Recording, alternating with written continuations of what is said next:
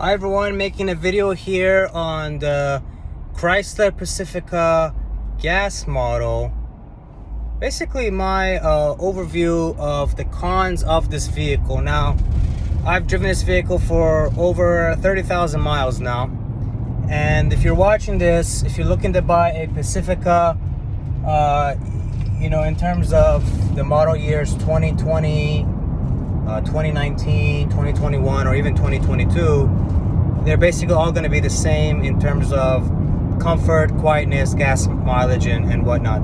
There's a little bit on the outside that remodeling changes and whatnot, but nothing major. One thing major is the not the heads up, but the Uconnect.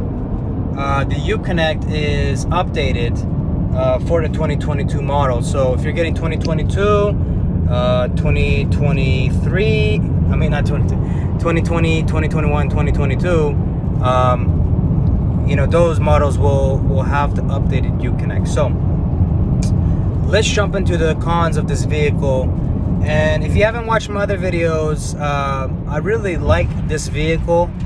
I think the plug-in version of this vehicle is the best route to go, and that's due to the number one biggest reason of a con for this vehicle is gas mileage. Gas mileage is just horrendous in this vehicle.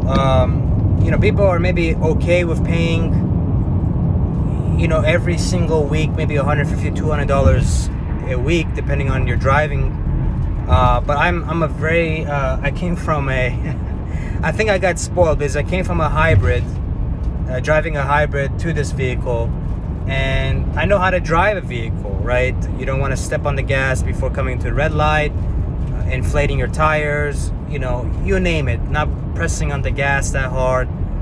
And the best I've seen in terms of MPG in this vehicle, going very easy, highway miles, which where this vehicle should shine the most instead of city driving.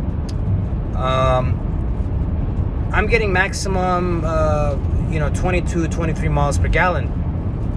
Those are closer to the Chevy Tahoe, which is significantly heavier, much larger vehicle.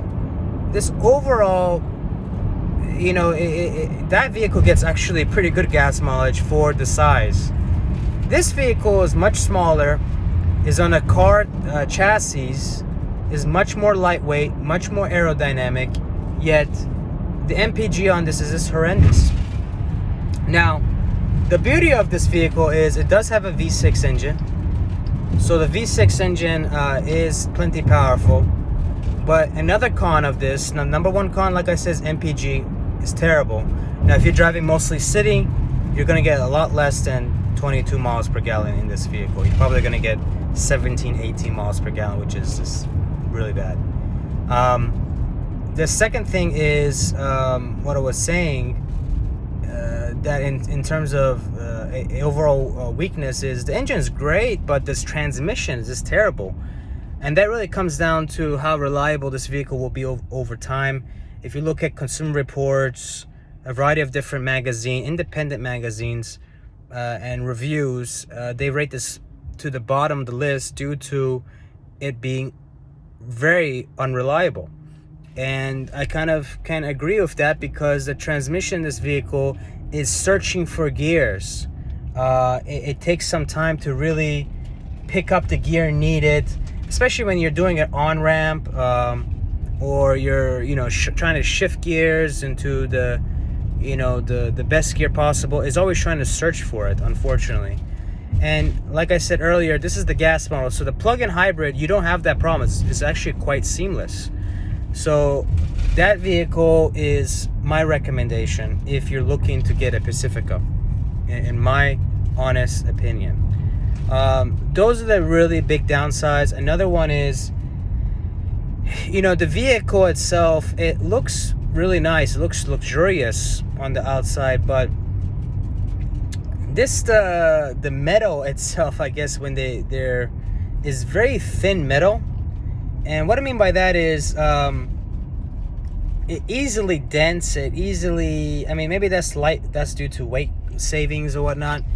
But if you're in a car accident, I just don't feel really safe in this vehicle due to how easily it dents and how easily, there's issues in terms of, the sheet metal itself.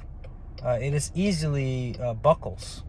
And I guess, there's pros and cons to everything, but in my opinion, I want something a little more stronger in maybe it's a mental thing for safety reasons, right?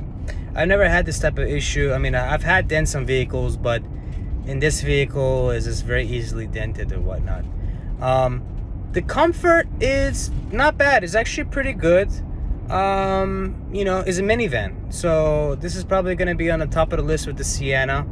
Now, if you're looking for something a little bit more, more planted, is the plug-in Pacifica, because with the plug-in, the benefit of that is you got the batteries in the back, so the batteries will help out in terms of weight.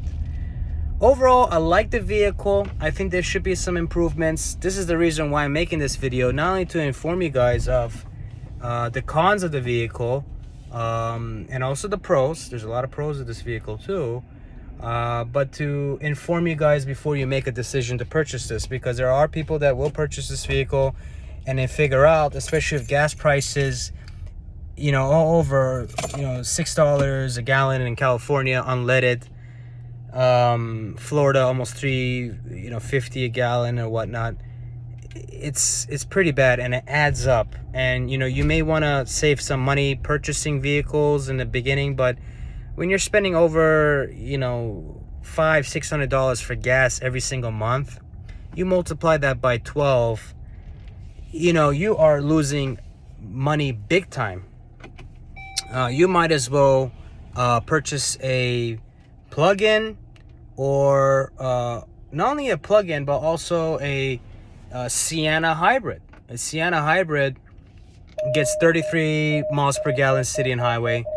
It's a phenomenal engine, tried and true. Toyota has been in the game of hybrids for over 25 years. So they really perfected the hybrid technology with the battery technology. It's not like a question anymore of, will my hybrid break down, or is this reliable? It's not a question anymore. And I've come from I've driven before a Prius, and I've owned a Prius, so I can attest to the reliability of the hybrid vehicles. There are a lot of them. If you look at the thing, another thing that I don't like is this little button here to lock. Is this so cheap? But overall, the vehicle is stunning. Is LED headlights. I mean, all vehicles nowadays do have LEDs for headlights, except if you get the Ford Escape. Even the 2022 version of it, SE, S-trim, SE trim, they all come with halogen, which is a very old technology, which I'll probably go into another video, but it's surprising that they have that, because all vehicles nowadays, RAV4, Honda CR-V, Kia, Hyundai, you name it, they all have LEDs, even on the base cheapest models. I mean, we're looking at Toyota Corollas having LEDs on it. So anyways, rant over. If you guys have any questions, feel free to post it below. Happy to answer it.